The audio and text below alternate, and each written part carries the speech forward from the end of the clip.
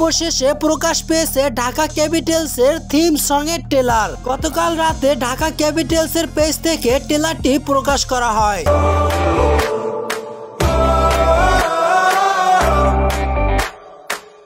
ট্রেলারটি প্রকাশের সাথে সাথে লুপে নেয় সাকিবিয়ান তথা সাকিব ভক্ত ও ক্রিকেট প্রেমী মানুষরা। ঢাকা ক্যাপিটালসের গানের ট্রেলারটির ভিতরে প্রথম ঝলকে দেখানো হয় সিয়াম আহমেদকে, বিদ্যা সিনহা মিমকে, দ্বিতীয় ঝলকে দেখানো হয় ইমন খান ও পূজা চেরিকে।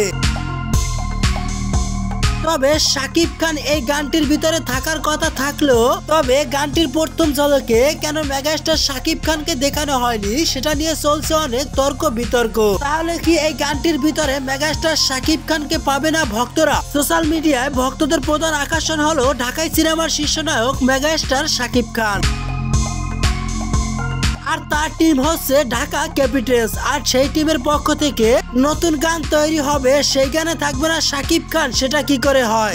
তাদের উদ্দেশ্যে বলছি, অবশ্যই সাকিব খান এই গানের ভিতরে রয়েছে। সাকিব খানের সাথে রয়েছে আরো একজন আকর্ষণ, যেটা আপনারা প্রথমবারের মতো নিজ চোখে দেখলে অবাক হয়ে যাবেন। বাংলাদেশে বিপিএল এই প্রথমবারের মতো বিশাল একটি চমক নিয়ে শুরু হচ্ছে, যেটা দেখার অপেক্ষায় রয়েছে হাজারো ক্রিকেট প্রেমী মানুষ ও সাকিবিয়ানরা।